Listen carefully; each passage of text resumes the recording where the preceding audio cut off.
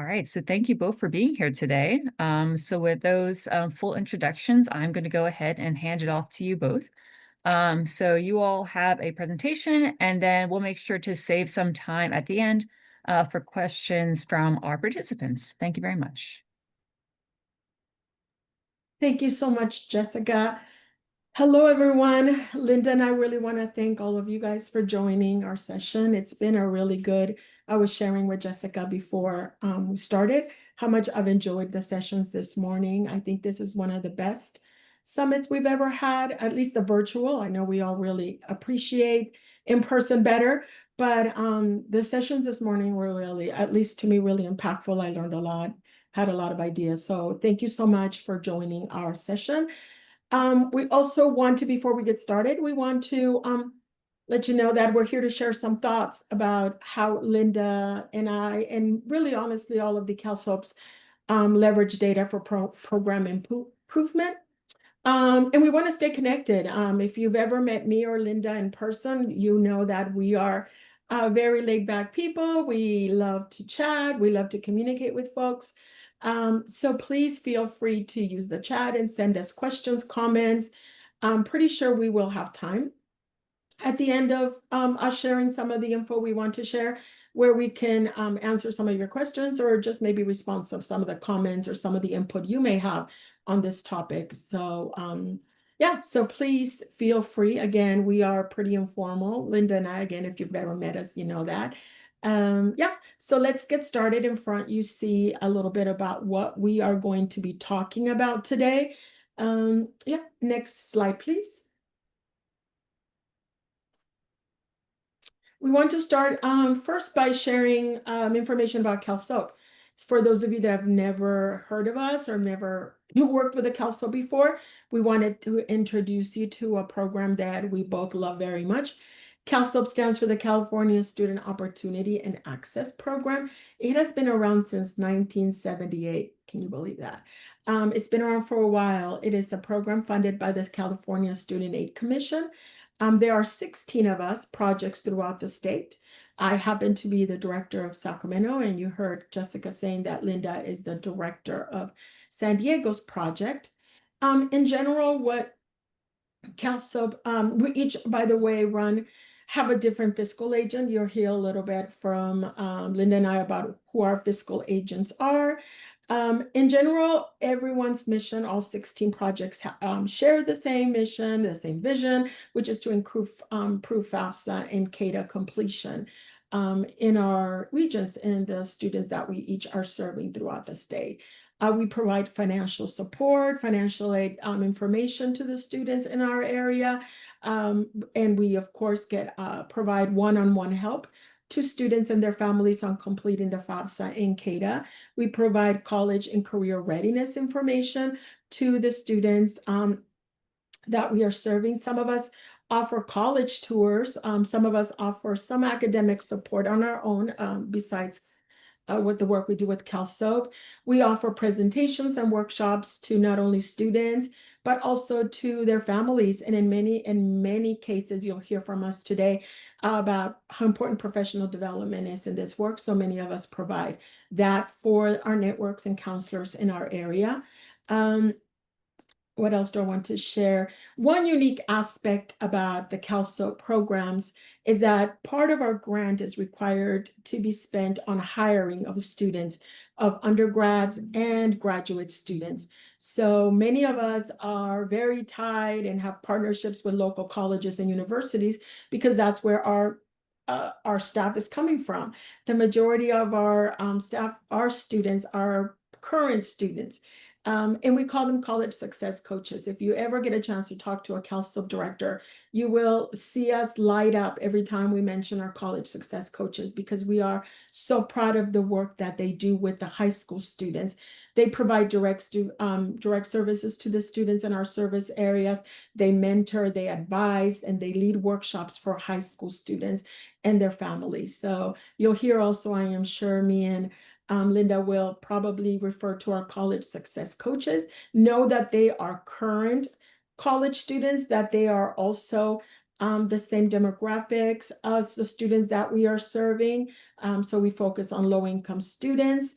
You'll hear today a little bit about how we are really focusing on certain populations. And we also try to recruit our college success coaches so that they meet that population as well. Next slide, please. We want to share a little bit about our own little programs, about a little bit of Sacramento and a little bit about San Diego UL. Then I'll turn it over to my partner, Linda. For Sacramento, we serve Sacramento, Sutter, Yolo, and Yuba counties. We provide intensive services to over 5,000 students enrolled in Sacramento County schools. Including those students that are enrolled in the youth detention facilities. That is a work that in Sacramento we started a few years ago, and we found it extremely rewarding. So we are also at youth detention facilities. Our fiscal agent, as you can see, is the Sacramento County Office of Education. And like all CalSOAPs, we create a consortium that we work with regional partners. In Sacramento, those regional partners include Sacramento State, UC Davis, and Los Rio Community Colleges. Earlier today, you heard from the president of ARC, so we were really happy, who's also one of our commissioners. She is part of the Los Rios Community Colleges. We partner with them on a regular basis. Also, I wanted to point out that each CalSOAP is mandated to create or work with regional coalitions to offer Cash for College workshops in their service areas wherever they work. In Sacramento, last year, I believe we organized about 50 workshops last season. Right now for the 26-27 application season, we have also about another 50 Cash for College workshops that we have planned and organized. We are in the midst. Tonight, we are doing one virtual workshop at our local high school. So this is the work that here in Sacramento we are doing. You'll hear more about the work we do as we move forward with the presentation. But now I'm going to hand it over to my partner in crime, at least for today, Ms. Linda. Hi, thank you, Guadalupe. Let me talk a little bit about San Diego and Imperial County's CalSOAP. As you've heard before, I serve over 10,000 students in 2 counties. And one of the things that we do is we're in 49 high schools. And we also have 24 partners. These partners include the UCs, all the CSUs, the majority of the community colleges. We also are working with educational entities, and we're also working with trios. So when you think about the number of people between those 2 counties, these are people who come together. And for us, we do what's called collective impact, where we sit down and we're not only looking at coming up with a common goal, but also looking at data. For us, data is everything. We cannot move forward. Someone's always going to ask the question, how do you know? What do you know, right? And they want to know, where did you get your information from? So constantly we're using data. We also create, around those data, we create a lot of activities. For example, what we do is, looking at our data, we organize the 70 Cash for College workshops in San Diego and Imperial counties. We're known for our financial aid blitz that always happens in January. Last year, January 25th of the year 2025, we at the same time did 25 Cash for Colleges in one day. And that is unheard for. If it wasn't for my partners from the UCs, from the CSUs, from the community colleges, from the trios, from all of the people and the community leaders, we would have a horrible time trying to staff all those positions. Also, my fiscal agent happens to be UC San Diego. They have been my fiscal agent for the last 47 years. That's kind of a known of in terms of CalSOAP, because sometimes they will move because of these are voluntary positions, but the fiscal agent UC San Diego proudly stands with the work that CalSOAP has done. Can I have next slide, please? Today, I want to talk a little bit about why data is so important. And I've listed like 6 different activities, and I'll kind of go through each one. When you're talking about measuring impact, I'm talking about evidence-based development and decisions. A lot of times what happens, and Guadalupe will talk about a little bit later, this is not where we started in CalSoap. We started so far, not off track, but it was what it was during that time period. But we're looking at measuring impact. We're also looking at improving strategies. That means moving from short-term fixes that many people think data is, in terms of moving it to systematic changes. For us, improving that's what our hallmark is in the San Diego and Imperial County area. We're looking at, the strategies help us to move our consortium along with continuous growth. We also look at data and planning. That's based on the strategy. And also evaluating long-term and sustainable enhancements that we need to do.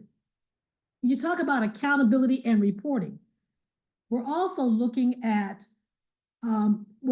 things such as ensuring that schools, programs, that we're answerable to the state of California, because we are a state-driven initiative, that we are also answerable to our consortium, but also the people who we serve in our consortiums. It's very important that we talk about how effective are we in terms of the resources and the money that they've given us. It also looks at our internal accountability. Are we organized in such a fashion that makes sense so that we can get clear data? And also external accountability, so that when people look at us from the outside, they'll see that we are doing a good job. We also look at, in terms of accountability and reporting, we look at benefits, what works and what doesn't work. So often when you're doing data, people will just want to do quick fixes. I just want to get the work done. We're doing such good work, and we say that all the time. But when you talk about the benefits, we want to know what works and doesn't work. We also are concerned about public trust. Remember, this is the state, we are the state of California coming to the California Student Aid Commission. And we need to have the openness. We need people to know that we're evidence-based reporting. We also want to help motivate schools to set clear goals and maintain high expectations. If we who are in my county, for example, are responsible for financial aid, making sure that people are trained, that make sure people are doing the right things, then we have to set the standard for our county. We also look at, in terms of accountability, we're looking at what challenges are we having? Because if you're going to talk about reporting, it's not about talking about the highlights, it's talking about things that we're being challenged by. And we look at quantitative and qualitative information. We talk about what's anecdotal.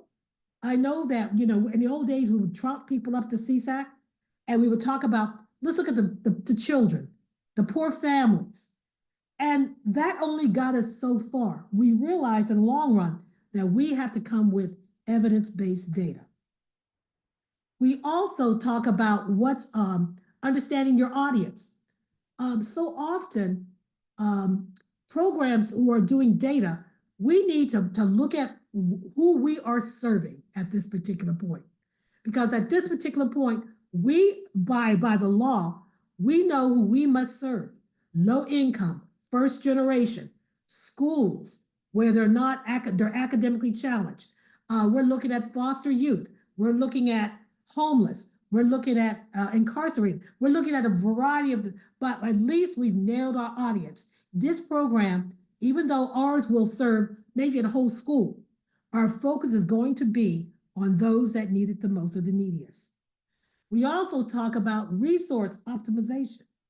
And when you're talking about resource, you want to make sure that the resources that we're giving out are the resources that are needed. For example, in my consortium, we have to look at the neediest. What are the neediest schools? Who has it?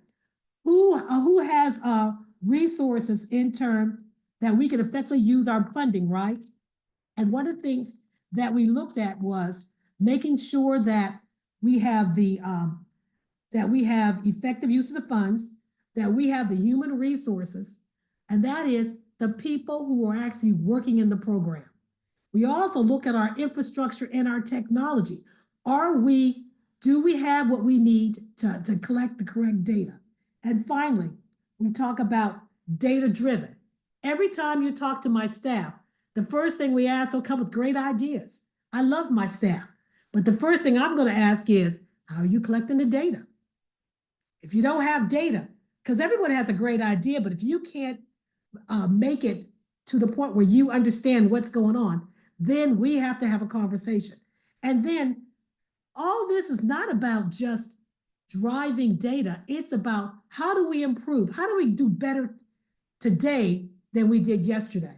So that's kind of why we think it's so important. Next slide, please. And for data, back up one, we know very clearly, and I've been doing this job 31 years, and we know that more funding, better data equals strong results and more funding. That's just bottom line. There were so many years, it's so much better when I have data, because not only can I apply for CalSOAP data that's given to us by the state, but I can apply for federal money. I can apply for local funding. So we need that. And we know when you have limited funding and poor data, weaker evidence, you're getting less funding. So evidence data leads to better funding options, and strong data helps develop secure funding. And next slide, and we'll go back to Guadalupe. Not yet. You're still going. Oh, I'm still on? Okay. Yeah, you're still on. Let's identify the who in the program. One of the things that we have data is driven by who. And that's what program improvement is about. You want to know the who you're trying to do. So we're trying to identify gaps amongst underserved students and families to enable early intervention. It's, you can't come to a party and the party's already started, right? We're saying that we need to get in front of things in order for us to make those systematic changes. We also are talking about analyzing social, economic indicators to guide outreach strategies. We're looking at the world, what's happening in our society. Because every year, I've been doing this for 31 years, and boy, has the population changed in 31 years. So we're looking at social economic factors. And finally, we have to be real crystal clear about pinpointing at-risk populations. What students are we trying to target? When I talk about the homeless, when I talk about foster youth, when I talk about students who are underserved or who are in schools where they don't have quite enough resources as bigger schools, that's who we try to pinpoint. Now, Guadalupe, slide please. Oh, gotta go again. Prioritize students with the greatest needs. Determine students with lack parental support. One of the things we've noticed lately is that our students have such good intents. Our schools have very, very, very good with getting students to complete the FAFSA or the CADA. The problem becomes we need to do more outreach to parents. And we've seen this over and over again. We also talk about collaborating with partners for a comprehensive, holistic approach. Partners aren't, when I first came in 31 years ago, everybody's doing their own thing. The UCs had their outreach, CSUs had their outreach, community college had their ambassadors. And one of the things that we've learned over time is we've got to be one voice, one sound. That we all need to go collectively into a school or into a region and plan out how do we help that area. And finally, provide consistent follow-up to ensure engagement and progress. And one of the things that we try to do is always, just because we got 10 students through that school, we're not done. When we get to 100%, then we are truly finished. So it's always continuous follow-up. It's just because a student has finished their FAFSA and CADA, the process is not over. We found out. That's why we do things like summer melt. Now, Guadalupe. Slide, please. Now it's me. Next slide, please.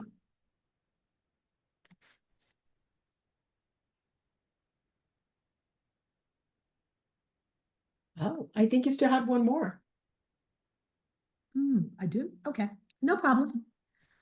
Here's my strategies for using data for program improvement. I like to build a data foundation. I like to integrate multiple data sources for comprehensive insight. One of the things that we've been blessed with in CalSOAP is the Kai database. So we're integrating all 16 of us, instead of us doing multiple things, multiple ways, we're all kind of moving together. We use standardized data collect it across a program.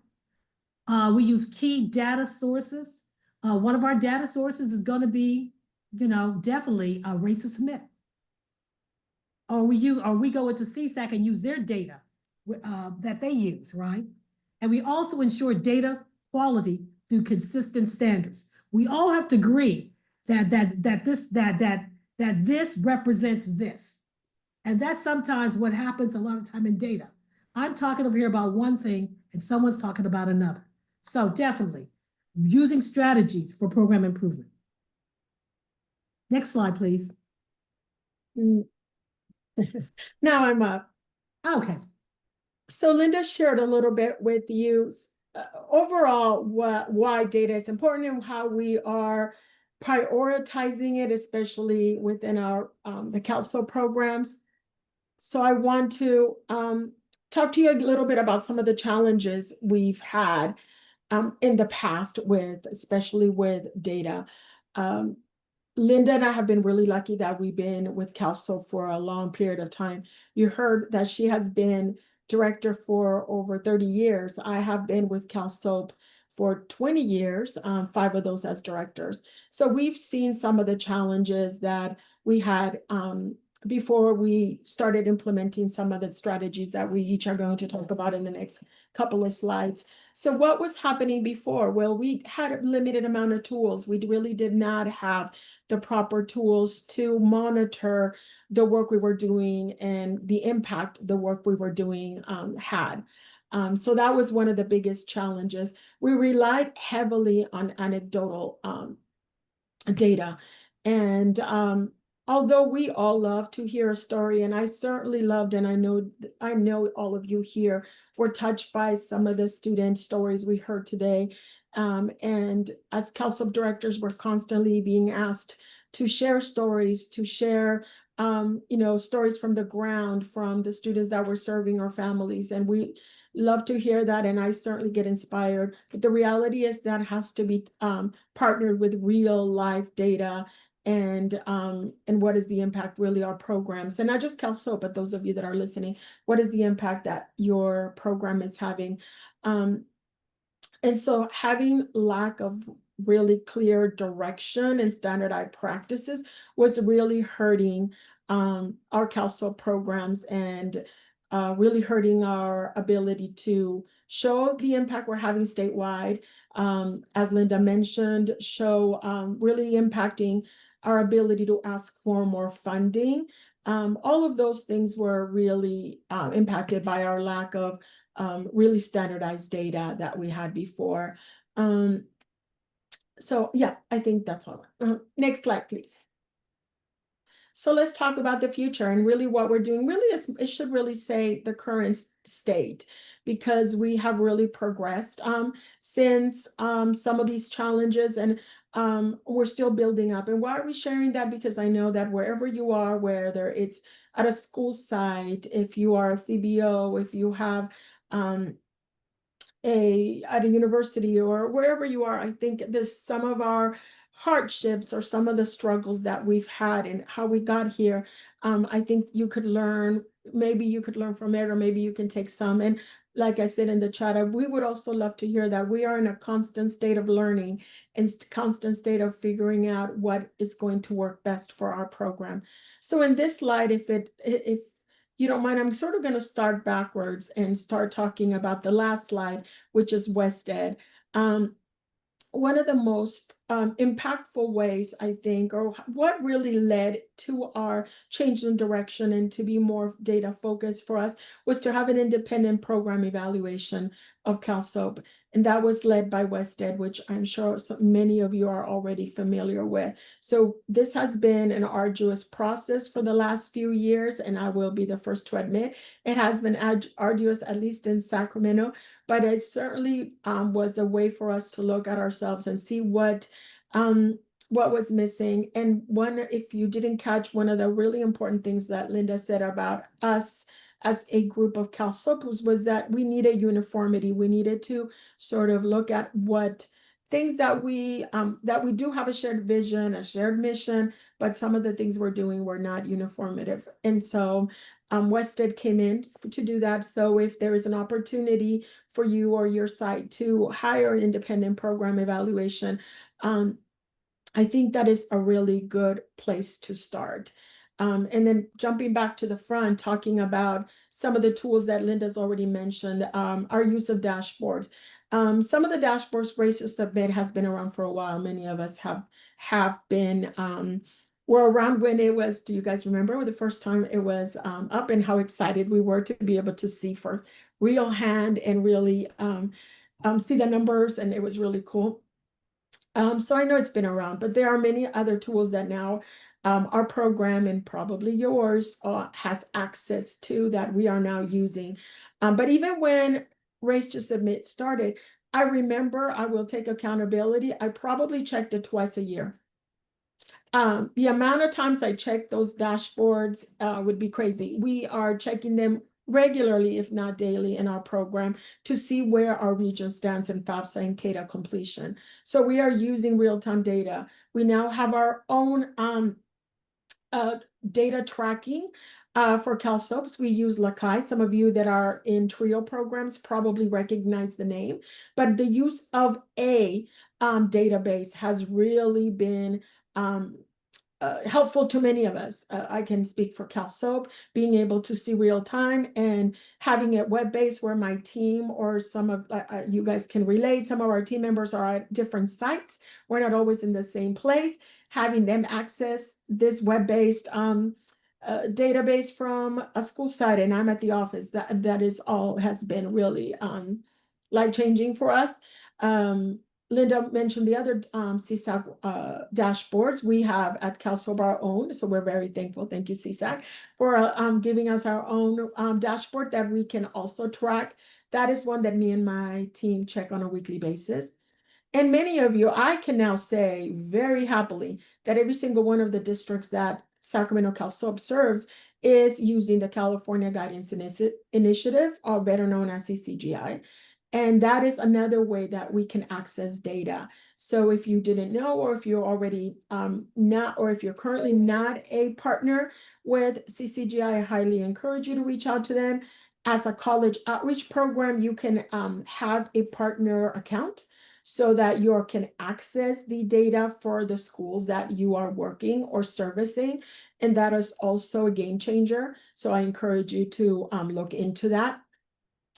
In Sacramento in particular, when Linda and I were meeting talking about this particular presentation, we were kind of looking back in the past. As you saw my previous slide, one of the things remembered, we used to only do we call them Form A's and Form B's, which were just mainly partner agreements. And we've all kind of graduated for that to real data sharing agreements and MOUs with our partner institutions and LEAs. I think those are also a game changer to doing the work that we can, and to bringing everyone into the conversation about where we are and how we can move this work forward in real time, and not just wait till the end of the year and see how we did, but literally be on a constant way of improving your program on a constantly, even within the year. And I say that because for Sacramento, that is how we operated for many years. We waited until the end of the season. And right now we are making changes on a continuous basis through other work, even through workshops, what is working and what is not. Which leads me to the next one. Provide tier support services based on data, insights, and deploying staff strategically. I think this was one that Linda provided, and I couldn't agree more, because as we are meeting regularly to discuss our data, we also are all of us, not just CalSOAPs, I'm sure you guys that are listening, also are functioning or operating with limited resources. And we all need to kind of always step back and said, how do we deploy our staff? How could we maximize our limited resources? And data has taken a big step or a big role in that every week. What are we doing? What we did maybe even last week, or what we did with that site may not be working with this other site. So how do we maximize our staff, our college success coaches, and reaching a bigger audience, or making those significant changes for program impact. Offer continuous training and professional development. This is one of my favorite parts of my job. Before, I was more in the front lines. In my first 20 years with CalSOAP, I really enjoyed being in the front lines. Now I feel like my role is more into the professional development and building staff capacity, and I love that role. In Sacramento, we take that very seriously. We also meet on a quarterly basis with our consortium members, where we provide professional development. We bring partners from Sac State, from UC Davis, from Sierra College, you heard, from many of our partners that come in and provide professional development to our larger network. We have, for the last 10, 12 years, provided our own Cash for College volunteer training. So we train about 200 staff, high school counselors, college outreach staff, really even community members who want to volunteer at Cash for College workshops. We train them ourselves, because even though we appreciate and we also participate in CSAC trainings, we also like the personal touch of our region, because we can talk about what is going on in our region and what individualize the training for even per site, right? So we do provide our own training for our staff and for our network. Assisting schools in developing. At each of our sites, we have a liaison. For the most part, it's a high school counselor. Something that is important to do is to continuously have data at the forefront of those conversations and see how that school is doing. And part of it is, do we need to modify the services, modify our calendar? Again, in Sacramento, we are creatures of habit. And I think it's funny that I was asked to do this, because we did not want to change things for many years. We had a certain set of activities, a certain calendar, and this is how we function. But now that we have access to all those dashboards and all those sets of data, we've gotten used to saying, well, maybe this year we're switching things around. We are moving this activity here, moving that. And that in our area or in our program is new. And again, we are creatures of habit. So I'm happy to say that we have stepped away from that. Next slide, please. A couple of more things, and I'll turn it over back to Linda. Developing strong partnerships with communities, with our community and our schools, is also something that you probably are reading and saying, well, how does that have to do with data? Data is at the center of all of these conversations. Whereas before, to Linda's point earlier, it was very anecdotal. How are things going? And the student, sort of, how is everybody feeling? And now it's, let's see the numbers. Let's put it up in a big old board in the front of our meeting, which we do with our staff, and let's see where the numbers are. And that really has helped building a data-driven culture. The other thing is, or identifying underserved populations. I wanted to say how that we are, and Linda and I talked about this, before coming to talk to you, how we want to be conscientious of our current climate and that many of our federal funded programs are going to have a harder time having conversations about underserved populations than maybe those of us that are state funded. But I think we are not going to give up on that. We are continuing to identify underserved populations in our area and partner with groups that serve as that. I'm at a county office of education, which means I am lucky enough to have within my organization foster youth services, adult ed, special education. And so already those are groups that are even within my organization. But of course, we also partner with organizations that help homeless. Oh, we also have homeless youth in our organization. So I just wanted to kind of put that out there about being sensitive to our federally funded partners. And I think I'll skip the next one because I think I talked about it, but conduct groups that include foster students, parents, educators, and administrators to gather diverse perspective. I know Linda is an expert at that, at bringing folks together and having these kinds of meetings that involve everyone at the same time.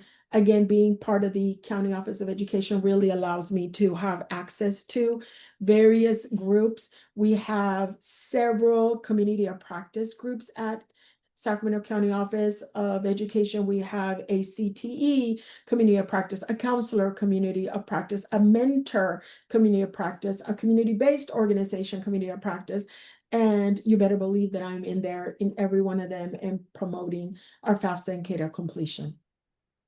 And finally, again, one that also Linda added was to implement pre and post service to measure program impact and inform continuous improvement. We, like many of our CalSOPs and many of you that are listening, probably provide student surveys to your students. We do. And we use that also to ask our students, how was the service? What could we do better? What could we improve on? And I think even though I have made a couple of times said anecdotal data wasn't enough, it is still impactful. And I consider pre and post service mostly anecdotal, right? Because we want to know from the students, but we do continue to do those as a group. And next slide, please. Miss Linda, tell us what you're doing in San Diego. Well, San Diego is very unique. We've been together 47 years. Many of the people on my board, I mean, we have people that come and go, but there's always a consistent number of people who return year after year after year. One of the things that we like is how do we work with 10,000 students in 49 high schools? And you have only about 50, 60, 70 students. And we have a staff down to 5, a lot with the changes and the cost of living, right? So we only have like 5. So how do we do this? This is when we have to rely on my second point, the council board with the 24 partners. We have conversations about events, activities, manpower, sites, things like that. You don't think that's important, but when you're talking about data, it's not about data. You've got to figure out how to maximize data. And if you're maximizing data, you want to give yourself the best chance to get as many students and parents on board. And we use our consortium meeting that we have 4 times a year to go over data. We go over it by schools and we go over it by districts. That way, we have an opportunity to see what are our high points and what people do we need to maybe shore up or bring more support to. So when we look at data becomes everything to us. We also talk about the use of the tiered approach that we talked about. Someone in the chat said, how do you do tiered approach? We take our 49 high schools that we work with, right? And we do a ranking. Some schools are going to be tier 3 schools. Those are most of the district schools, right? That means everybody gets information about it. They're asked to come to different things, and we want your district to show up. Tier 2 schools may have a college readiness coach or a college success coach. And then you will also have some events that may have happened at that school. In a tier 3 school, we will talk a little bit about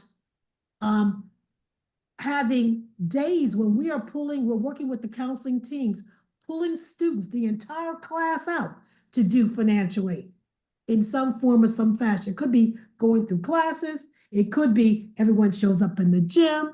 So, so those are the kind of things that we use the tier approach. Why is the tiered approach? As you know, everyone's funding, if no one has enough funding. I don't care if you thought you had enough. My little money I have right now, 10 years ago, I said, oh, I have a lot of money. Right now, with the cost of living going up and wages and mileage and professional staff, it's nothing. It's a drop in the bucket. So we need to make sure that we bring in people who understand data, but who also are willing to help us to get this data. I really want to do a shout out to the TRIO programs who are like our brothers and sisters who are out there, who are marching with us as we go through schools to school to school. We also like to host collaborative meetings at school districts, schools, and colleges, universities, community groups, and that support our program mission. One of the things that I like is that we're able to do the collaborative meetings. For example, my particular council will host 3 counselor conferences in my area. One in Imperial County, which is about an hour and a half away. And then they spend 2 days in San Diego. And I want to thank the Student Aid Commission. We have a lot of counselors out there. And so we just want to make sure that they're done. And also our community people come out who think they're like churches. We have community-based organizations. They come out to hear because those are the same people that we have collaborative meetings with to say, let's look at the data. Let's look at your area. Let's look at your zip code. Let's look at your school. We also use Lakai, the web portal, NCAN, and to access progress. One of the things that we like to do is we like to look at all the data because, Race to Submit has one set of data, right? And so people says, well, there's some things a Race to Submit I really don't like. So we also use the web portal, the CSAC web portal, because that tells you the yes and no's, who's completed. And so we need that.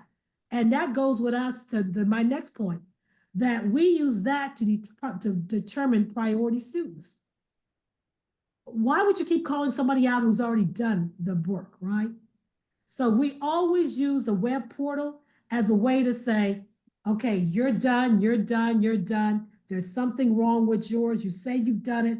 We need to complete it.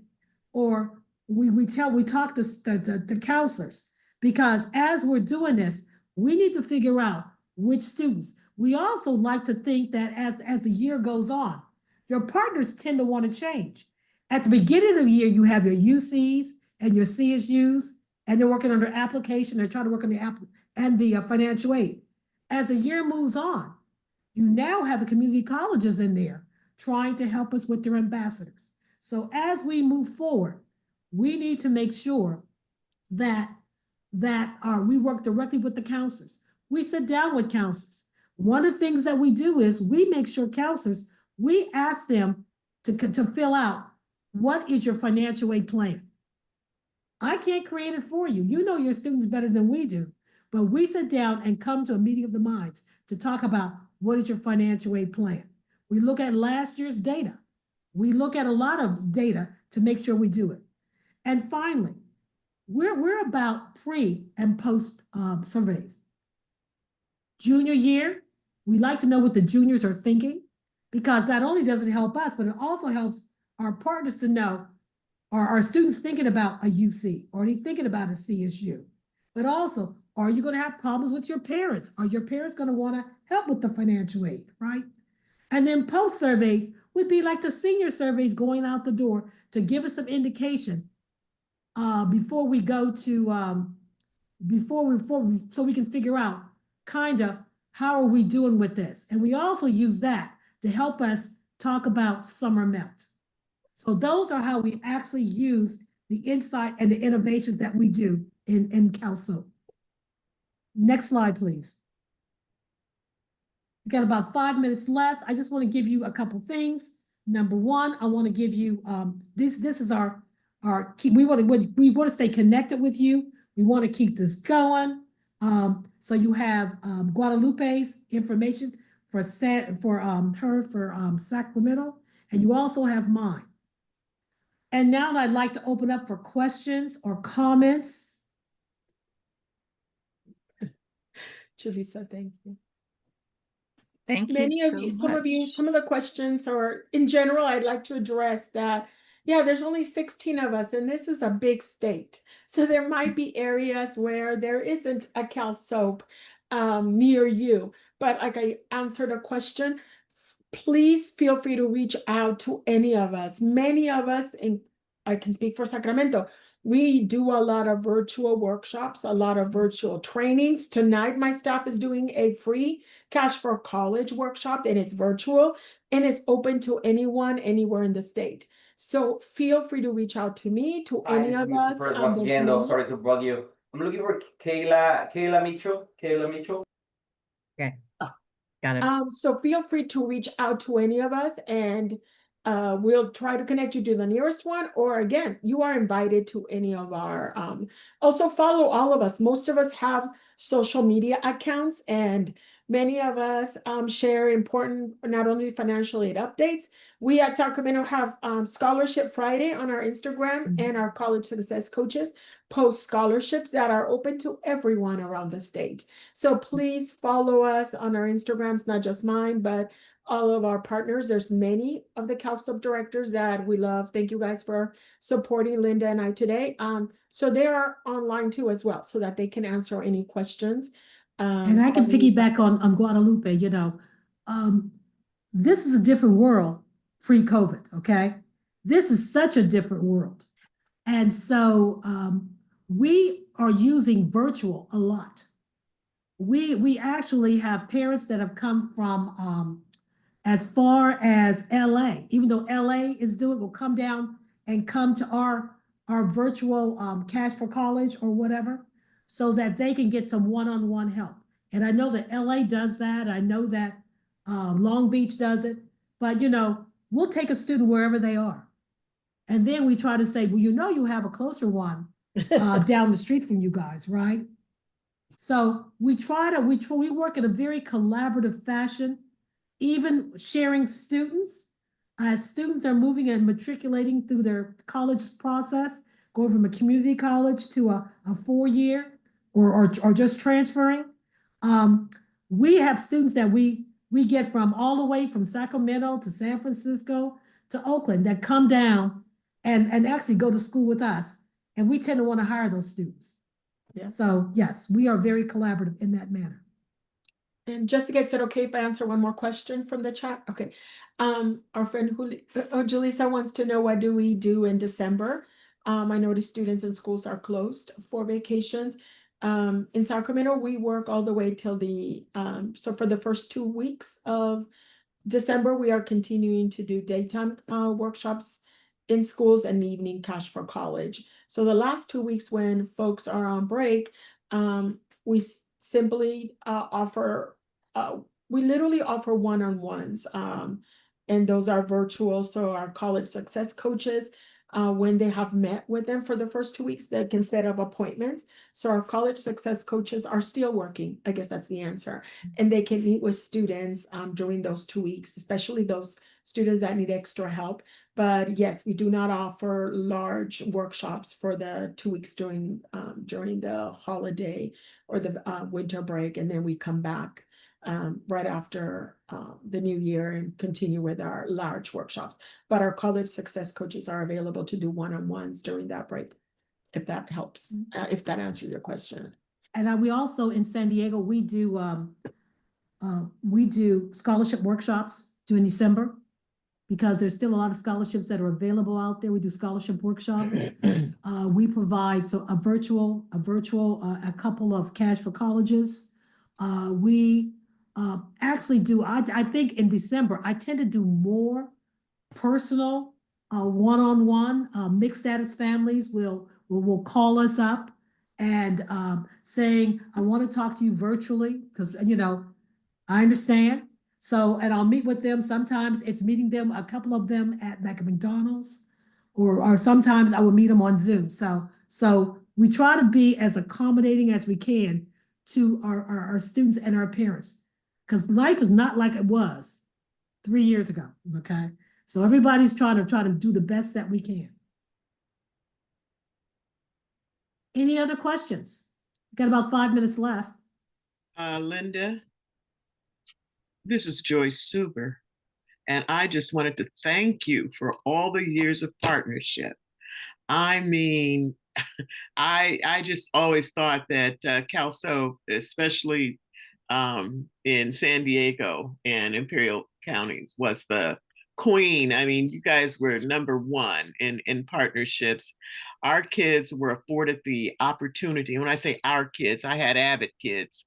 And man, we went to many, many colleges and universities. The college night over at what used to be the Scottish Rite Center was the hot topic around town. I mean, it was where all of the kids went, and not just the high schoolers. I saw the middle schoolers sneaking in too.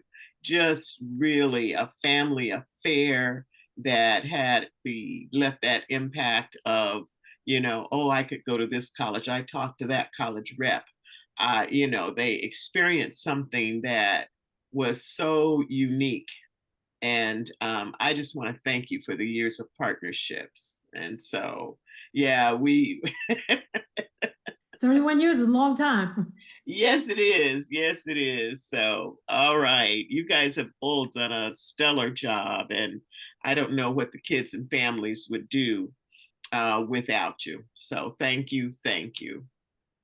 And the thing about it is, it's just not San Diego. This happens in 15 other CalSOPs. Well, that's what I'm realizing now with these We Zoom are passionate about how we do Yes, business. yes. And we love Avid. I see Avid saying we love Avid. We love some Avid. We love some trios. Yes. We love some ambassadors out of the community colleges. We love EAOP. We can name all these partners that are with us, right? Our community-based organizations, San Diego Urban Leagues, the Urban Leagues, right? The NAACPs. All of us are trying to get it right for students and families. And Linda, you have been in that space for so long. I just wanted to share, somebody else had their hand up as we come to a close. I think it was Alexa. If we could get that question before we wrap up here and head everyone back to the main sessions. Hello, I'm Alexia with South County CalSOP. I am the Data Grants and Financial Aid Advisor, and I think just one quick question, if you could do it quickly, would be kind of like, how are you expanding that student outreach? How are you reaching students, whether that be through social media, through newsletters, or anything like that? How is that data pushing you to reach students more? For me, we've already seen, we're using multiple approaches. We do put out a newsletter that schools have picked up and are sending out to all the students and families, talking about the opportunities out there and what, keeping them kind of on track. We've also do social media. We also are making phone calls to parents. We have schools. We're also working with community schools in our area, having them to work with students and families, calling them up, especially if we have a language issue. We also are going beyond, we don't mind being at the pickup line at schools and ask that you do your FAFSA, or calling students in and making them call their parents to try to get some synergy. For Sacramento, I'll be really quick. you know, we all have limited capacity, so we can't be everywhere to everyone. So this has really forced us in a really great way to work with partners. So we work with partners that are already focusing on a specific population, that they specialize in working with foster youth or homeless or incarcerated youth, or I'm doing work on this Saturday with an indigenous group. They already do the work. They already find the students or the families that need help, and we just go in with, you know, our troops. So I think that partnerships, I would just want to plug partnerships with folks that already do the work. So because we, you know, we can't all be everywhere at once, right? I think our time is up. It is. Thank you so much for joining us. And yes, as Sarah Beth mentions in the chat, there is a afternoon main session that should have just started.